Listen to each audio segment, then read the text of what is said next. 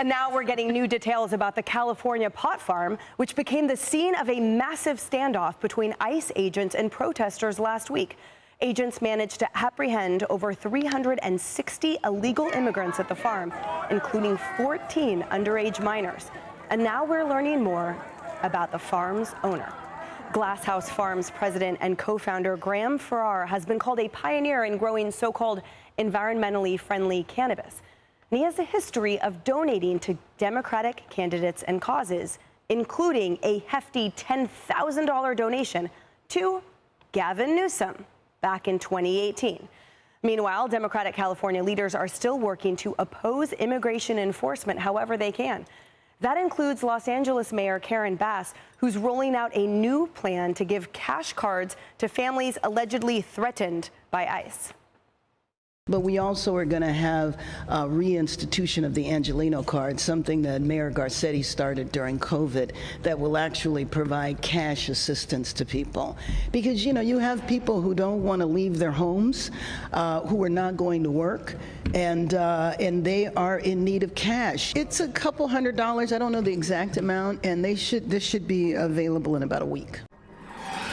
Steve, so like we talked about, you are staunchly in the lead in California gubernatorial polls right now. So talk to us, how and why does your message resonate with the majority of Californians right now on these topics? This is such a great, terrible example of what's been going wrong in California, because you've got people in charge who not only won't enforce the law, they undermine the law. And you're seeing it on this issue of illegal immigration, and it's playing out for the whole country to see. But we've also seen it on crime more generally, the way that retail theft, shoplifting is being tolerated. We've seen it on homelessness. It's illegal for these encampments to be there. They've been there for years, and these politicians have done nothing about it. Now you have federal law being enforced by the federal administration, and they're saying, not only we're not going to help you, we're going to stand in your way, we're going to cheer on the people who are throwing rocks at our law enforcement agents, and we're going to pay for the organizations that are protesting this. And all of it could be avoided if they would just work with ICE to get these dangerous criminals out of our country. And it's not just federal law that they're breaking when they don't do that, even state law, even the California sanctuary state law has a provision in it that allows for discretion for local law enforcement to work with ICE when you're talking about people who within the last 15 years have been convicted of a long list of crimes. This lawlessness has to stop, and that's what I will do as governor. Quick follow-up for you, Steve, because the current governor, Gavin Newsom, who has enjoyed donations by that pot farm owner before he came out lambasting federal involvement there, you know, his prior comments were sort of clearly moderate. It was, you know, don't come illegally and we're going to deport you, and I'm all for legal immigration, et cetera. But now it seems that he's gone extremely radical, certainly on recent podcasts. It's a stark contrast. He's clearly running for the national stage.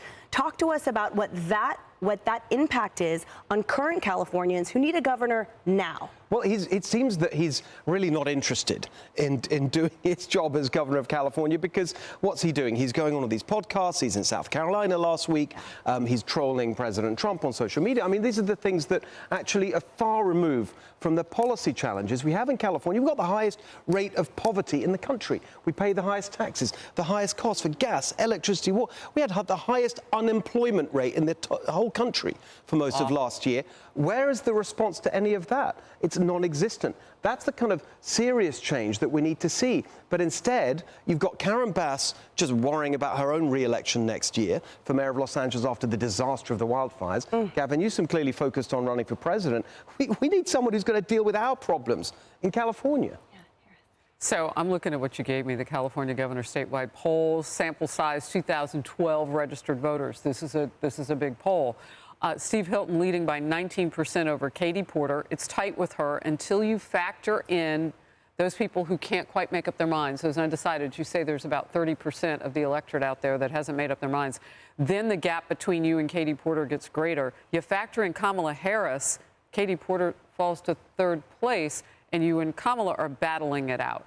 So talk to me. I don't know that those candidates that I'm looking at here are attacking any of the things that we're reporting on. No. I mean, everything that Emily just set up, I don't see it coming from them. No, and the interesting thing is that we've had 15 years now of one-party rule in California, and the results are there. It's the worst results on everything that matters, the highest housing costs. I could go on all hour about everything that's gone wrong, but of course what people want is someone to put things right, a positive change, and I think that's what people are responding to, and what's encouraging. Look, it's very early. You know, the election is next June. We've barely begun campaigning, but what's really clear is that I'm there as the leading challenger, which, whatever the scenario is, whether it's Kamala Harris or Katie Porter, any of these people, I'm the leading challenger to this 15 years of one-party rule.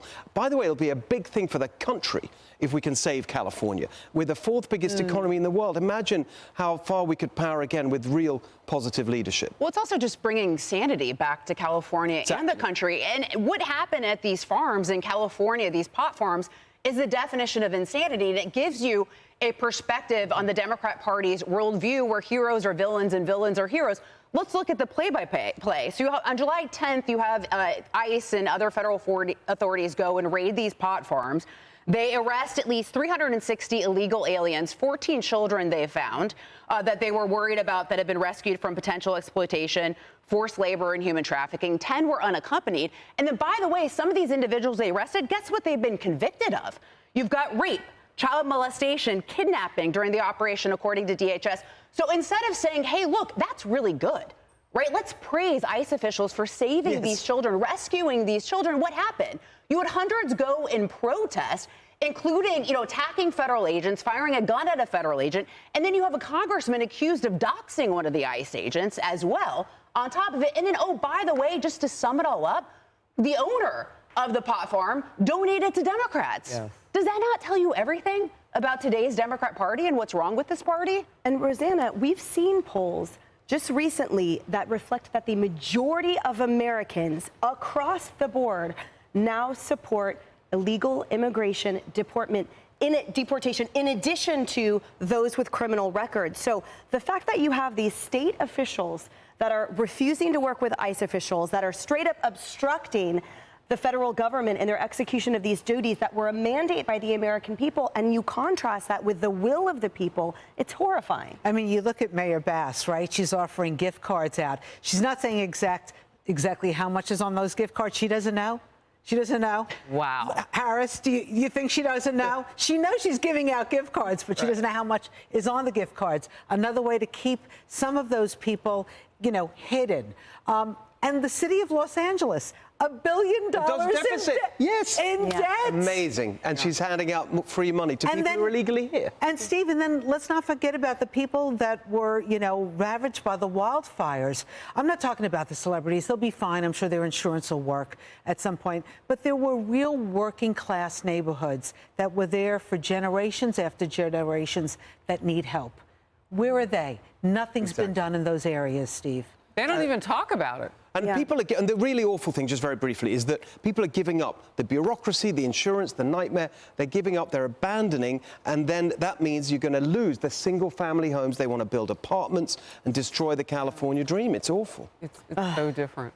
Yeah, Florida will take them. Yeah. My home state of Arizona will take them. Yep. Well, it's not too late for California, thanks to leadership like you and your mission and your vision. That's the plan. That's the plan. Go, Steve. Hey, everyone. I'm Emily Campagno. Catch me and my co-hosts Harris Faulkner and Kaylee McEnany on Outnumbered every weekday at 12 p.m. Eastern, or set your DVR.